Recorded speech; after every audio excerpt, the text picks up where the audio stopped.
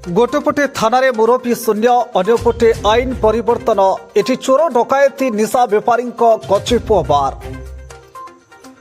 दर्शक बंधु आमे कहूँ जगतसिंहपुर में आईन व्यवस्था को नहीं साधारण एक विराट प्रश्नवाची छिड़ा कर जगतसिंहपुर जिले में दिन को दिन चोरी डकायती हिंसा आदि घटाऊा बेले अन्यपटे जगतसिंहपुर जिले में पुलिस साजिश एक खेलना।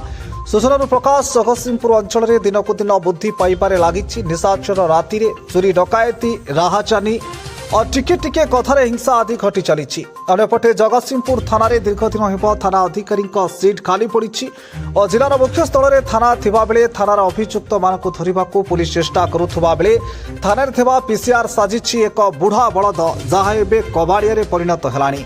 अन्यपक्षे साधारण लोकों अभियोग पर अभियोग लंबी चली हेले पुलिस राति दिन अनिद्रा होई एक कबाड़िया पीसीआर भ्यान रे बहु कष्ट अभियुक्त मानक धरबारे पुलिस व्यस्त थिबा बेले अन्यपटे आईन कानून रे एक विराट परिवर्तन जहाँकि 7 वर्षर अधिक सजा नथिले पुलिस को थानारू नोटिस दे छाड़िबा को निर्देश जहाँकु एठी पुलिस साजिछ एक माटी खेलना। अन्यपटे जगतसिंहपुर रे चोरी डकायती हिंसा आदि घटाउथिबा लोकंक वर्तमान कचेपुआ बार।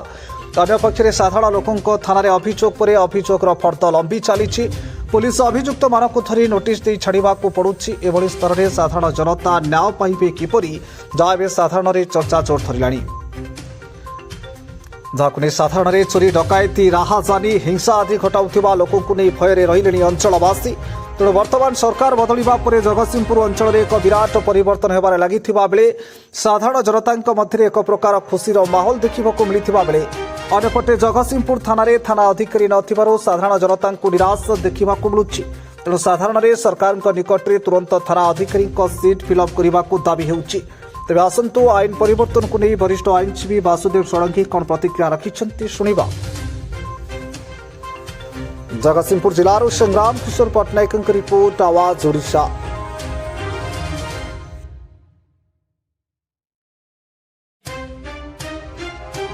ना हूँ वासुदेव एडवोकेट घर जगतसिंहपुर होती सरकारी कल सरकार नीति और प्रशासनिक स्थान एवं एथिपाई आमर जो आईनटा है से आईनटा भी टिके ठीक भाव में जो आईन संशोधन कराई ठीक है से आईन रहा जे तुम जदि माने तुम जो भूल करी तार दंड विधान 7 वर्ष पर्यंत जेल को रही तुमको भी पुलिस दे पार से जमीन आम से जो दायित्व रहा था जो पछे तुलेगा कथा सीधा है। तेणु आम जगतसिंहपुर जनसाधारण ये संक्रांत सचेतन हेले कर आईन जो परिवर्तन है आईन परिवर्तन ये जो रहा तुम जो भूल कर तार दफा बा दंड विधान 7 वर्ष पर्यंत रहा कार्यकारी हम ना। तेणु करें लोके सचेतन हवा दरकार आम लोके या विरुद्ध में आवाज उठा दरकार दिगरे जिते सचेतन कले लोके परिवर्तन होनी जो कड़ाकड़ी करने पुलिस आवश्यक संख्यक ना पुलिस जदि आवश्यक संख्यक रहते माने निश्चित भाव में यहाँ आउ टे कार्यक्रम चढ़ाऊ पे सुविधा हाँ।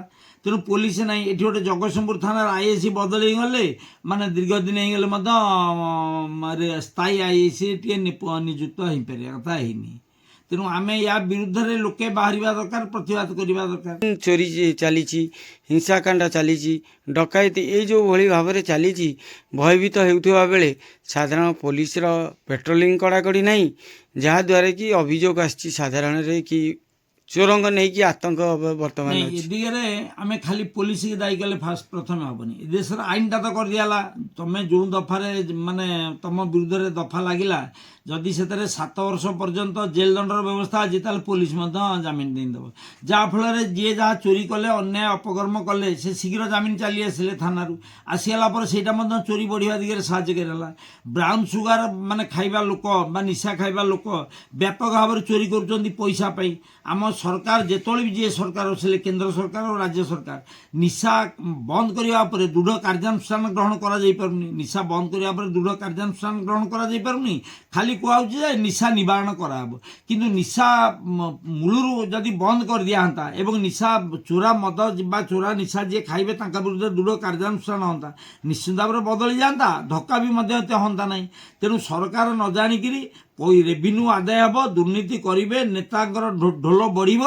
ଏଥିପାଇଁ ସେମାନେ ଏ କାମ କରିକିରି ଆଡ଼େ ମାନେ ନିଶାର ବ୍ୟାପକ ପ୍ରସାର ଚାଲିଛି। ତ ବର୍ତ୍ତମାନ- ଗାନ୍ଧୀ ନାଁରେ ଦେଶ ଚାଲିଛି କିନ୍ତୁ ନିଶାର ପ୍ରସାର ଚାଲିଛି। ତ ଗୋଟେ ପଟେ ପୋଲିସ କହିବା କଥା ଯେ ଆମେ ରାତି ଦିନ ଅନିଦ୍ରା ହେଇ ଚୋରକୁ ଧରିକି ଆଣୁଛେ, ତାକୁ ସକାଳକୁ ବେଲ୍ ଦେବାକୁ ବାଧ୍ୟ ହେଉଛି।